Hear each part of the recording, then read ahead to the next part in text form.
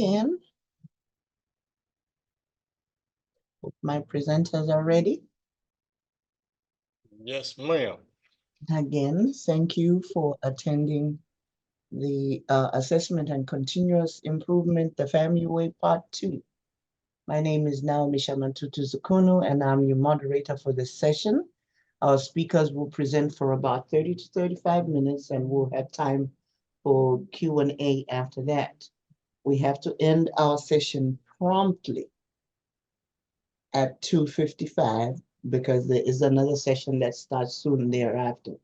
If the presenters are not able to answer all your questions, please direct them directly at the email address listed below, or contact the Office of University Assessment by email. As a friendly reminder, this session is being recorded. When you registered for the conference, you provided consent for the recording, but if you would prefer that your likeness not be published, please feel free to turn off your camera. I will turn the presentation over to the presenters for introductions and their presentation. Okay, I want to make one last point about this PowerPoint. About this particular slide. If you notice on the DESU side, there's no modality.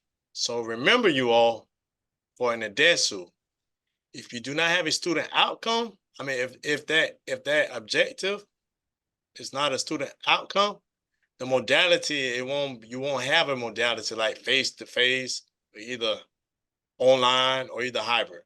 Okay, if you notice the difference, right? For the IP, it was face-to-face for the modality. But if you look to the right on the ADESU side, it's nothing. Quick question. Is there anyone in this session that was not in session 1, the one right before? Because this is a continuation of what we were doing in session 1. So we want to make sure if we need to kind of bring someone up to speed where we are quickly, we can do that. So if you could just put in the chat if there's anyone in here now that was not in session 1.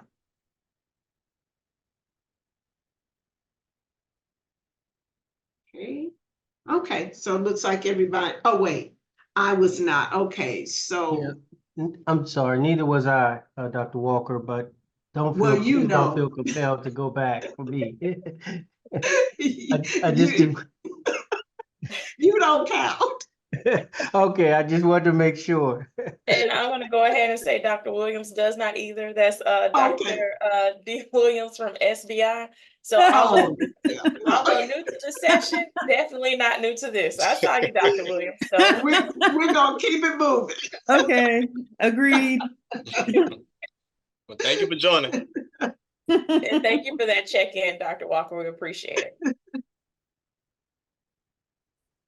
So on to the analysis of results. So for the people who are not new to assessment, but are new to our session, in the end of the last session, we mentioned how the assessment report really kind of walks you through the process of getting to your planned improvement at the measure level in the very beginning of the report. So you start out by giving us your results summary. That's what George just wrapped up, where you just tell us what your numbers were. You set a criterion, did you meet it or not? What was the actual number of students who were assessed? How many were successful? What did the modalities look like? How many were face-to-face? Were there some distance learners? Was there some hybrid learning happening? Those are all kinds of the details that you put in the results summary. But by the time we get to the analysis of results, we're coupling the reporting on the numbers with an interpretation of the numbers and the context around what was happening when you collected that data. So your analysis of results is going to contain your interpretation of results.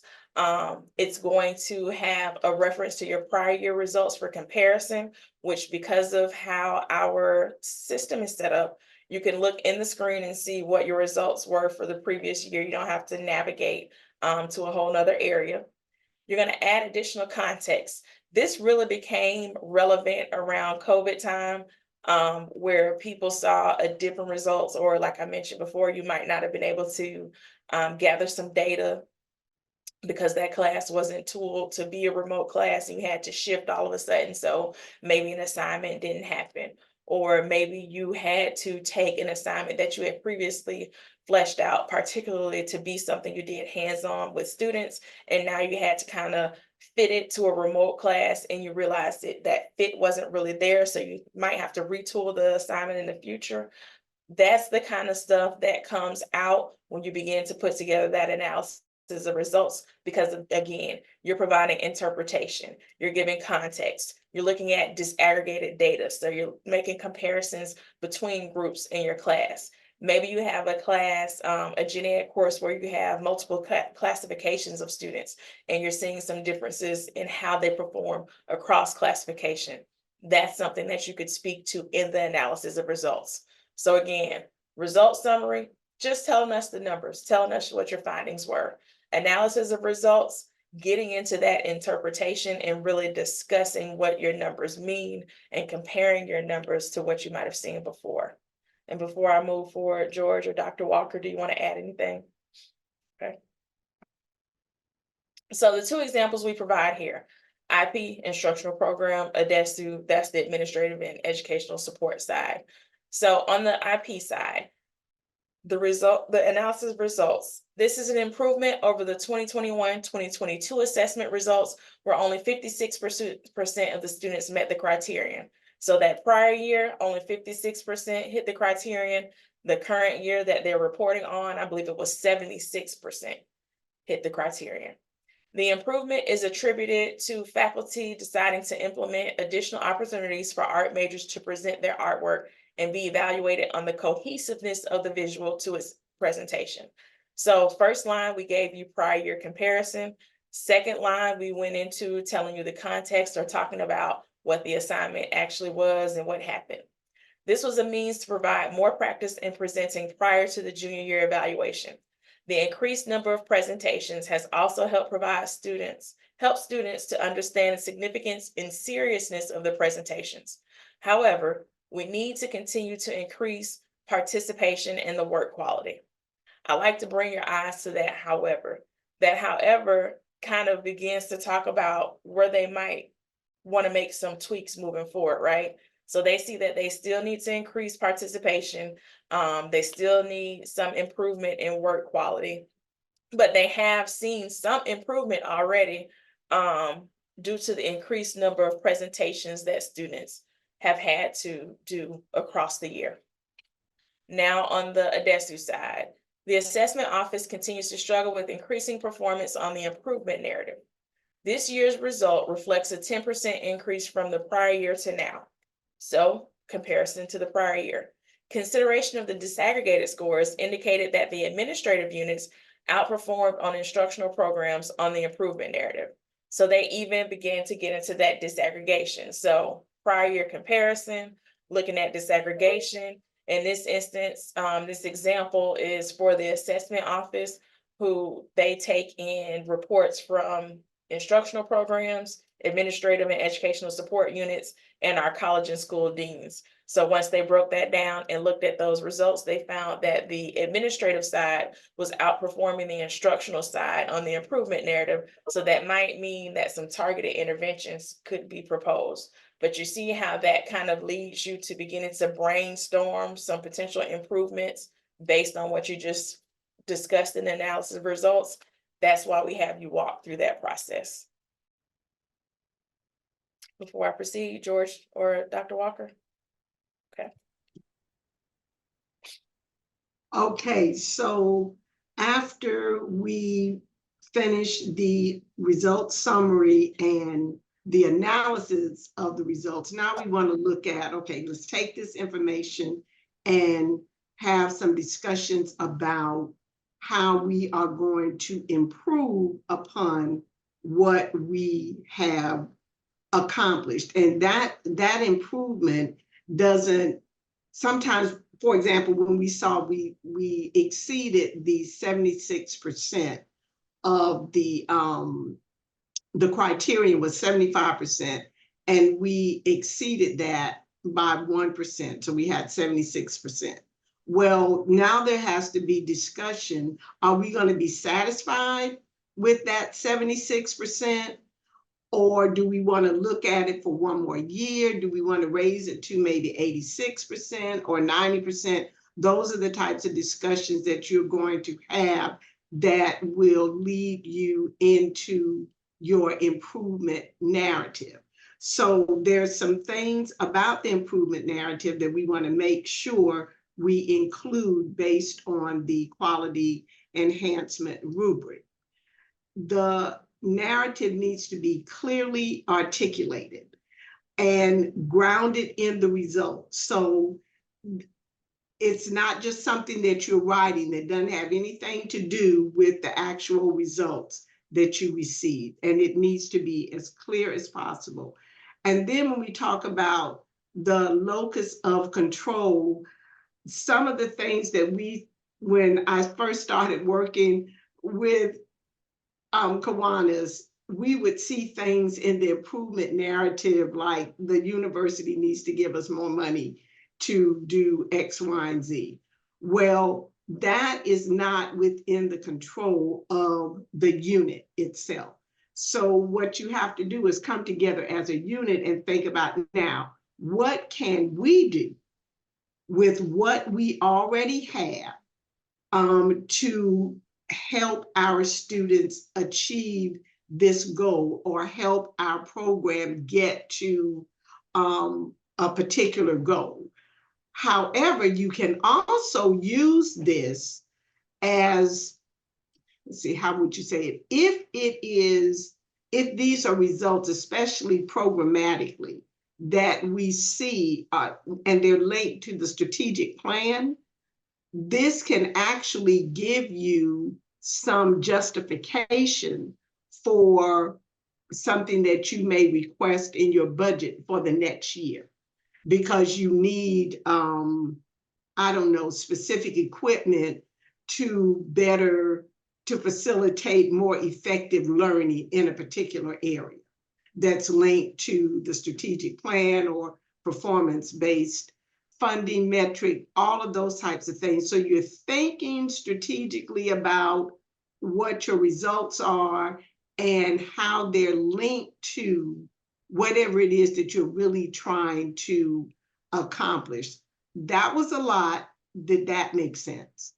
Let me just stop there okay, because sometimes I just want to make sure I'm not just rambling and it's not making any sense. Okay, so your locus of control, and then you do want your updates to be detailed, or in terms of your improvement, detail in terms of what dates are you going to implement something, where and where the change in the program or curriculum may occur, not just general statements. You want this improvement narrative to be as clear as possible, because just keep in mind, this information is going to be transferred to your assessment plan for the next year.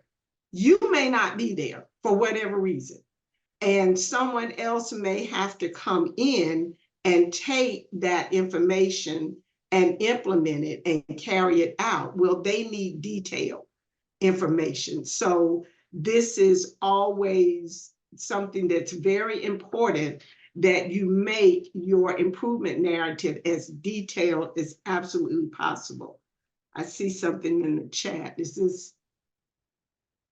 Oh, no, that was another one. I'm sorry. Okay. It's okay.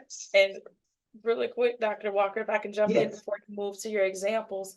With the locus control and with the detailed plan, for locus of control, one of the big things that we used to see, particularly with written communication, is that people would say they would instruct their students to go to the writing center for assistance, to build their writing skills. And while that is what the writing center is there to assist with, like helping students, become better writers, we do want to be a bit more proactive, because you don't know that just sending them there is going to give them the service that they need to really improve where they need to improve.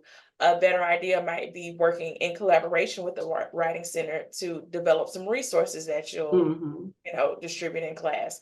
Maybe having someone from the writing center come over to have a workshop with your students, and you all working together to kind of talk about what needs to be done or the areas for improvement that you see, but really making sure you own that the intervention you're proposing or the improvement that you're proposing is within your control as far as if it really happens, is it feasible to happen, and the quality to which it happens. And the more hands-on you are with that, the better it'll be.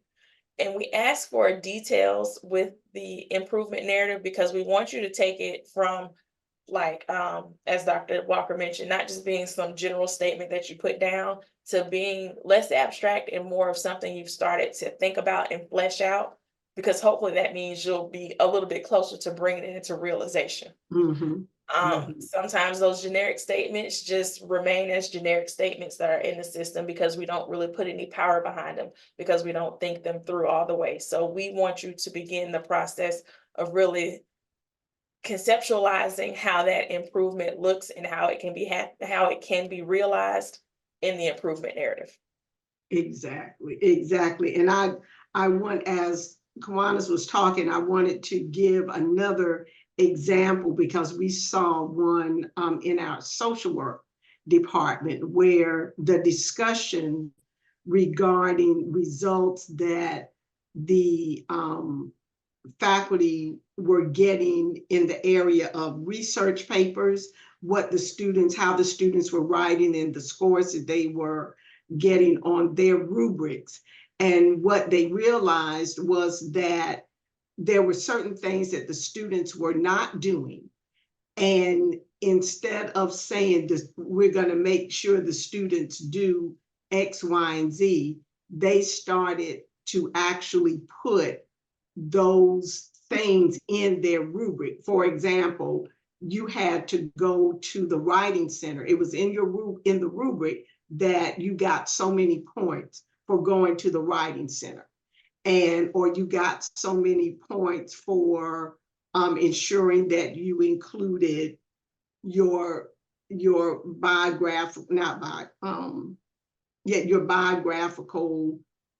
resources, those types of things. But they were very specific about what they would do as faculty members to ensure or to push and encourage their students to do what it was that they needed to do. So this whole process, when you engage in the conversation with faculty about these areas of concern, what can we do, as opposed to just one person trying to figure it out. When you put multiple heads together, you come up with all types of strategies, and it also helps you see where the gaps are.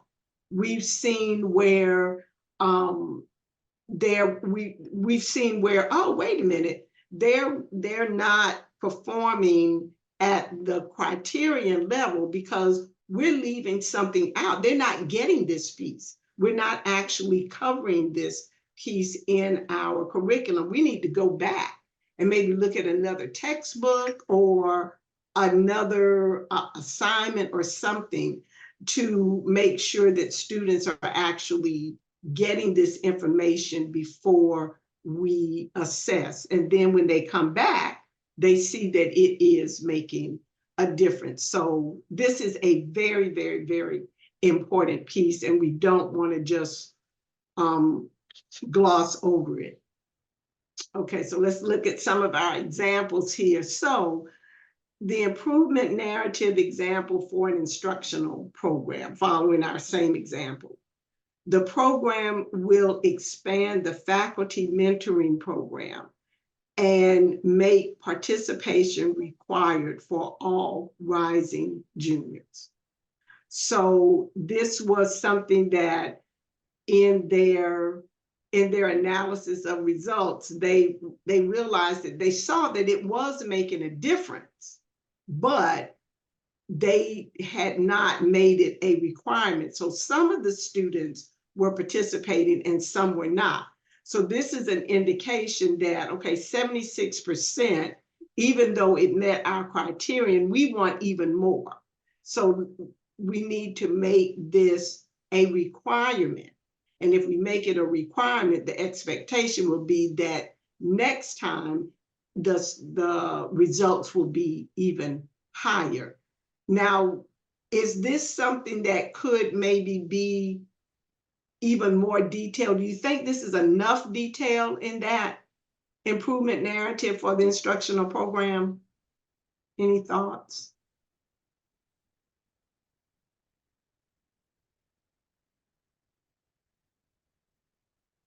I don't know. Okay, so it could be a little more detail. I heard somebody. Yeah, I was just agreeing with you. Could be more detail. Mm-hmm. More detail, yes. So when you look at this, you will have more information about how we're going to actually do this, but some of it we'll be able to cover in the next section as well that we're going to talk about. So let's look at the improvement narrative example for an ADESU.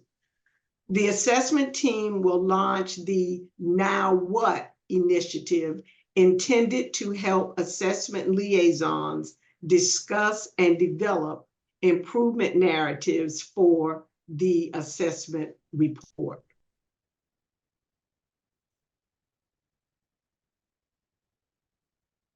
Can somebody? I was going to say, I would add the same thing about it could be more detailed, but also when we got into the analysis or results,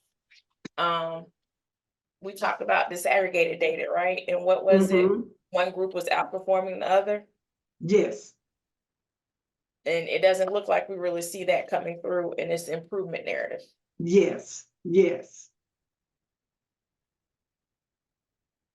Yes, so all of these things you want to start thinking about, are you covering everything in your improvement narrative? And when you go back to that quality enhancement rubric, that will really help guide you in ensuring that you have covered everything, just like we expect our students to do in class.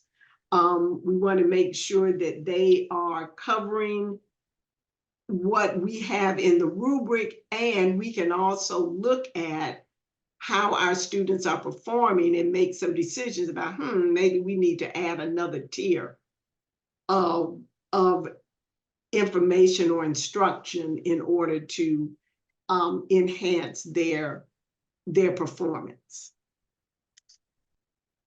Questions about the improvement narrative before Kiwanis goes into the overall reflection piece?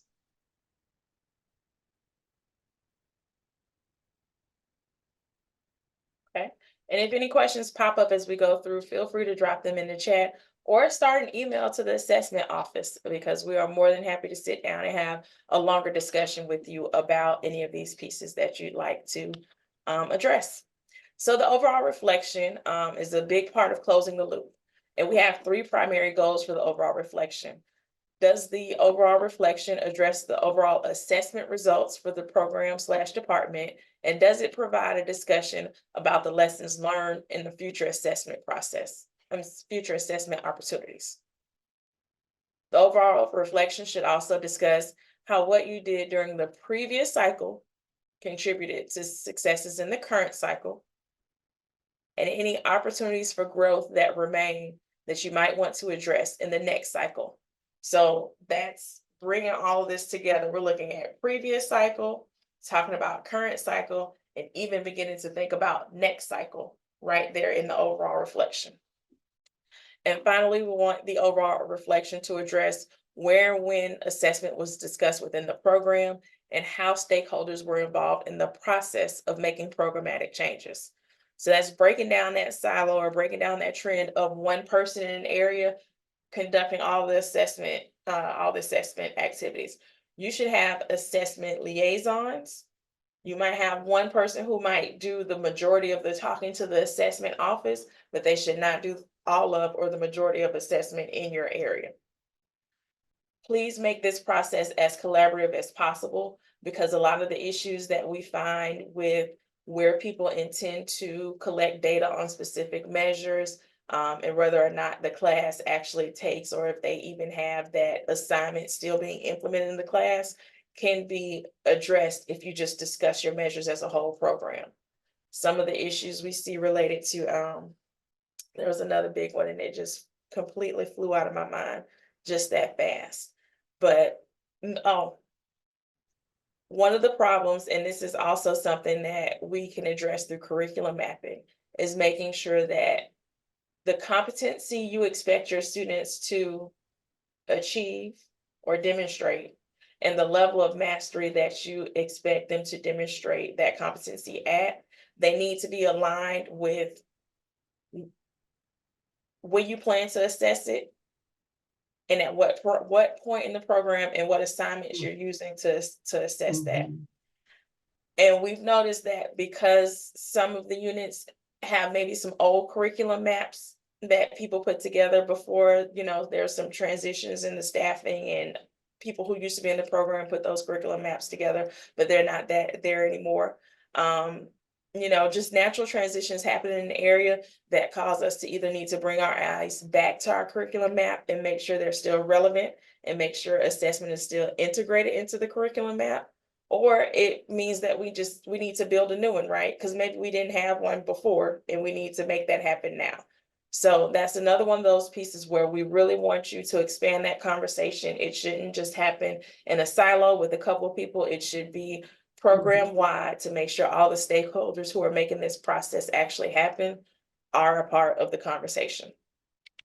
And I want to go back too as well and remind us that each of the programs, whether it's an ADESU or an instructional program, you should have objectives for your programs. You should have outcomes that you want to achieve as a program, not as individual faculty members or individual staff members, but as a program in general. Your program should have a mission. Your program should have a set of programmatic objectives. And Ms. McTeer said this earlier, that the assessment process through the Office of University Assessment is focusing on those programmatic objectives, not the individual objectives in your individual classes. So that's important when you have multiple sections of the same course. So you shouldn't say, let's take a course, especially like with your general education courses, or a course that I'm just gonna, let's see, our art appreciation course, for example.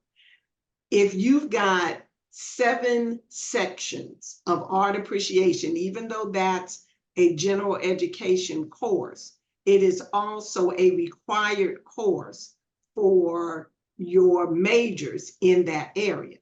Well, everybody shouldn't be teaching something different.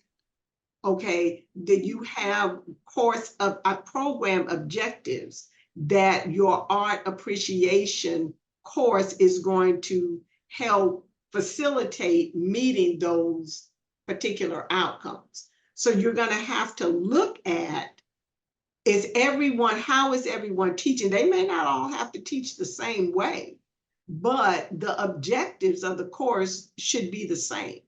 One faculty member may have some additional objectives, but there should be some core objectives that are the same. And in your assessment process, you should be looking at, okay, across our various sections of this particular course, are students coming out with this knowledge? Are they able to demonstrate whatever it is that we say they need to demonstrate? That type of thing. So when you're doing that analysis, you're looking at, okay, wait a minute, we've got some students in our, maybe 1 or 2 faculty members courses, they're not meeting the criteria. Again, that's not a gotcha, but that's something that you need to look at. What is it about these 2 sections and the students are not doing well versus these 3 sections and the students are doing well? So all of that you have to take into consideration because you are functioning as a program. So sometimes that might even mean the need for a signature assignment or signature assignments or an assignment. So I just wanted to bring that in because as you're reflecting on everything that you're doing and you're closing the loop, you're looking at that improvement narrative, you're looking at the analysis of your results. Those are some of the things that you need to be thinking about. Mm-hmm. And one phrase that I know we're all pretty familiar with, we talk about doing things decent and in order, right?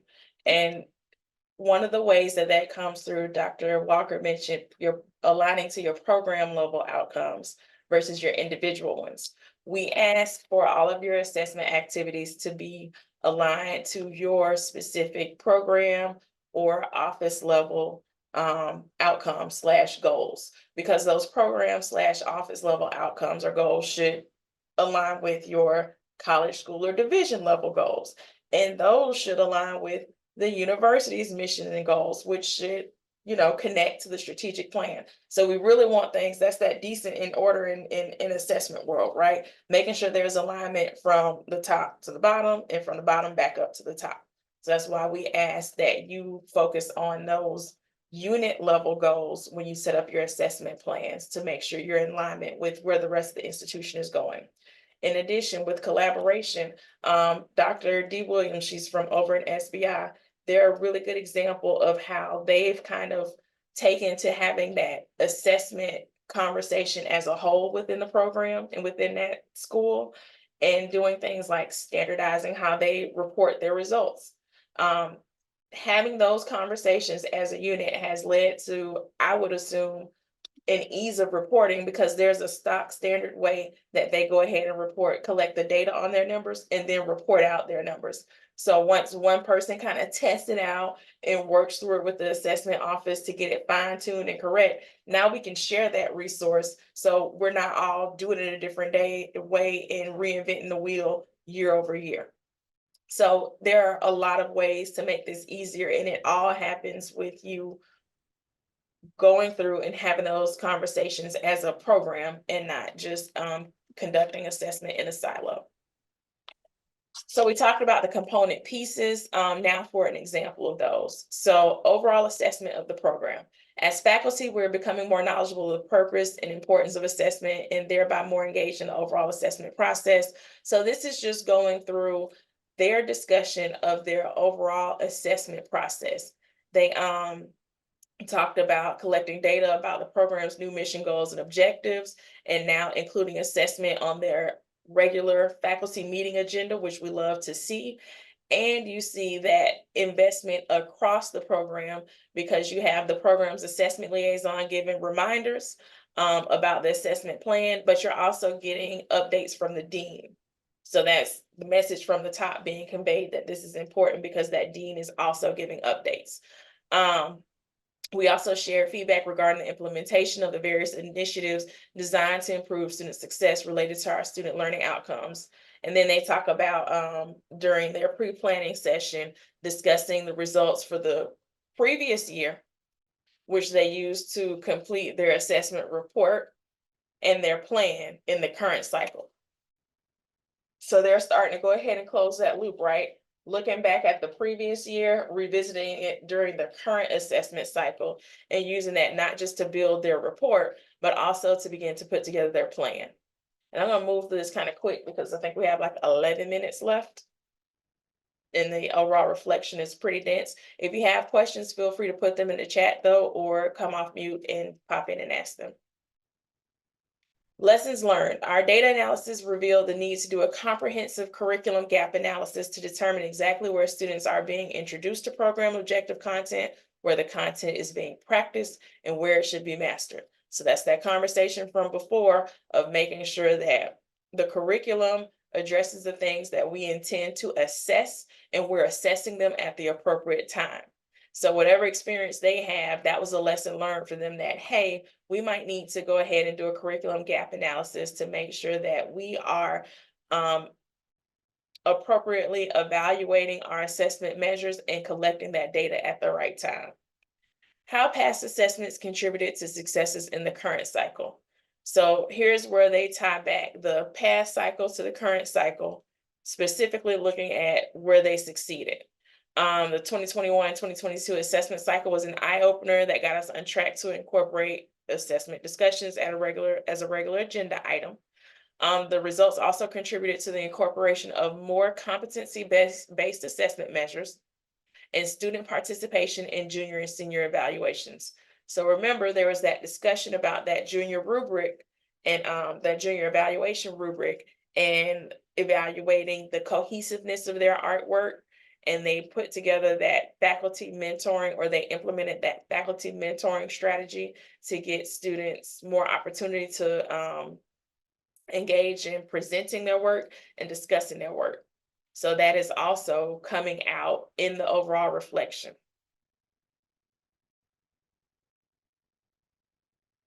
Opportunities for growth. So here they talk about analysis of results indicates the impact of students being held accountable for showing up and engaging in their learning process. We expect to see additional improvement in our assessment results as we implement a more formalized faculty mentoring program and continue to host forums for artwork presentations throughout the semester. So it looks like one of the key things that probably spanned across measures for them is that their students need to be engaged in presentations more. And Dr. Walker, you can correct me if I'm wrong, because I know fine arts is one comes from your house. Students need to be engaged in presenting more, and that faculty mentoring program, which was at one point informal, really had an impact on students getting those opportunities, and I guess getting the feedback that helped them to talk about their artwork from a more informed place. Yes, as well as this also addressed the objectives of the communication, the student learning outcomes. What is it? The academic the academic learning compact. Gotcha. Yeah, academic learning compact. I don't know why I was blocking on that, but so this was not just related to them talking about their presentations from a visual arts perspective, but also related it to their communication objectives or communication outcomes. And finally, we able to state that. Okay. And finally, the action plan. The program will move forward with finalizing the faculty mentoring program.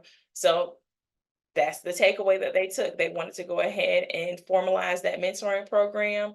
They laid out a plan for when students would be brought into the program.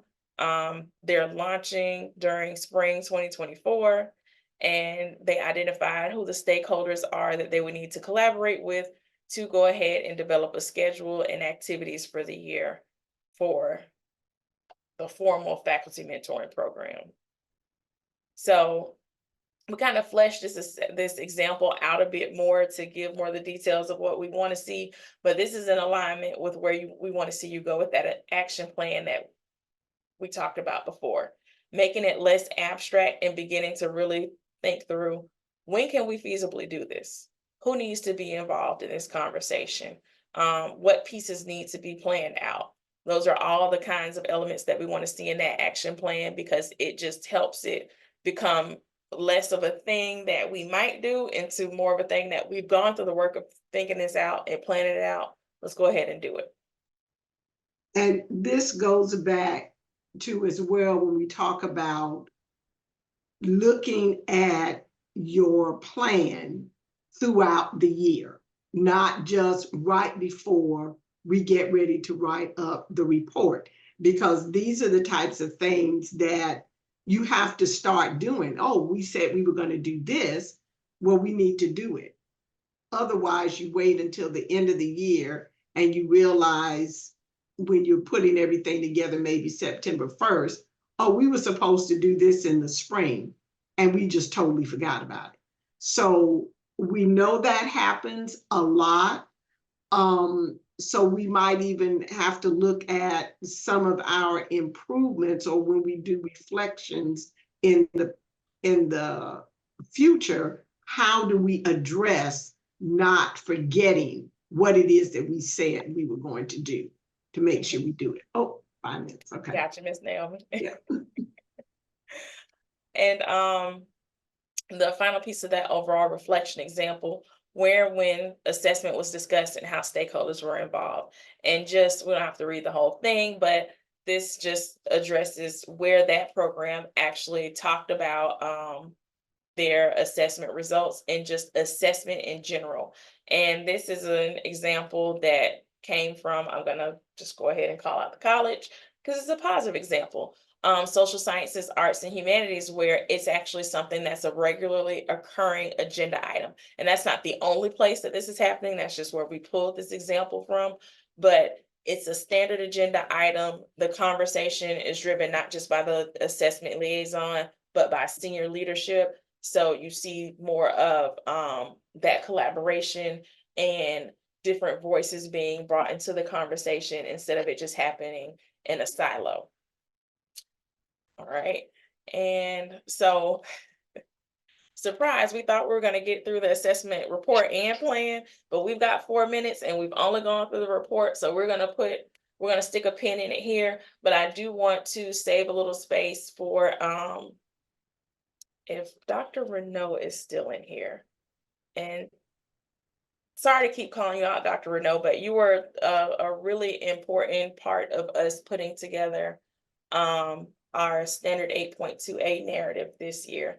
And a lot of the focus that we pulled into the conversation today was to address one of the challenges that we had during that process, and really looking at people being clear and intentional in those assessment reports, not just giving us numbers, not just giving us some random improvement narratives, but really looking to tie your results back, talk about previous year, what you plan to do and how it impacted the current year, and really being direct and focused on closing the loop on assessment. So Dr. Renaud, if you would like to chime in with any comments there, feel free to. So thanks again. So I think you've done an eloquent job of really framing the importance of this section in the annual assessment reports. And so what I can tell you from a reviewer standpoint, SAC-COC reviewer standpoint, particularly the standards that are related to assessment. And if I may focus in specifically on 8.2A, which deals with assessment across our academic degree programs, the standard requires all of your academic degree programs to have expected outcomes, that you're able to determine the extent to which those outcomes are achieved, which obviously occurs when you report the results in the assessment report. But the standard also goes on to say that the institution provides evidence of seeking improvement based on the analysis of the results. And in your STARS assessment approach, that's really sort of your step 5 that really speaks to how you're using those results in your reflection. It really speaks to that. And so I think the way you frame it and the examples that you've provided should be very helpful to the audience. And it's not only meeting the compliance reporting obligation, but it's also based in good practices for assessment, right? So we don't just collect data for the sake of collecting data.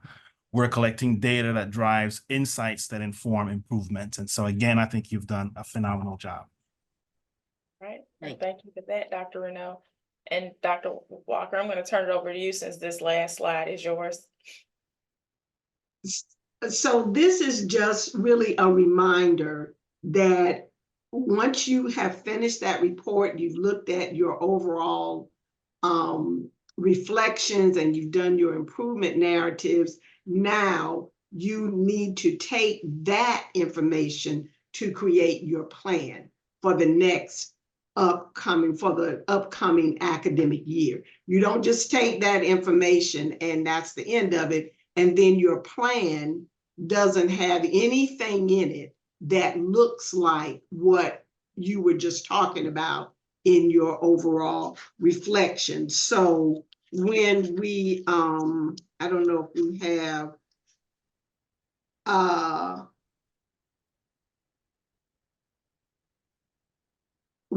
if we could go to that slide, one of the assessment outcome statement.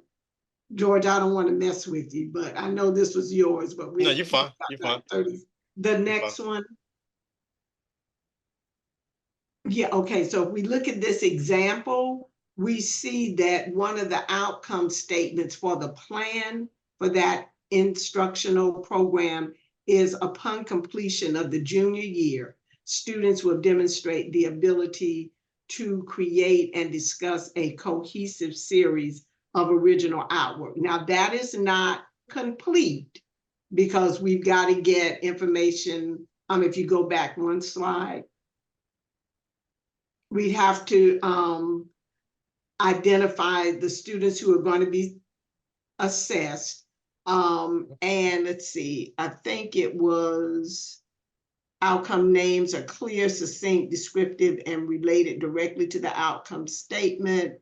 I'm just trying to look at the, must be in the next one, where you actually give your benchmark, your criteria. Yes. Okay. So you would have your criterion, and what you want to be able to see is that your outcome and criterion is related to your overall objectives and your improvement narratives from the report that you just submitted. So you should see when the assessment team goes in, the assessment review team goes in to look at what you've done, whether it's in the IP area or ADESU. And I know we just don't have time to deal with all of that right now. I was going to say, we're going to have to let make sure that there's a connection. Huh? I was saying we gotta let our participants go so they can get to their next session. Exactly. But we are always here if you want to have us come over and present this to your area. Like I said, for your large group, we're more than happy to. If you have any follow-up questions, feel free to send those over to us. And the slides for the presentations that we have received will be posted on the assessment website, and George will send out a little blurb to let folks know when all that information is uploaded on the website and ready to go. Thank you again for your time today, and we look forward to connecting with you all more in the future. Have a great day. Thank you all. Bye. Are y'all staying on a minute? We can. Hey. All right. I'm gonna start the recording. Folks out.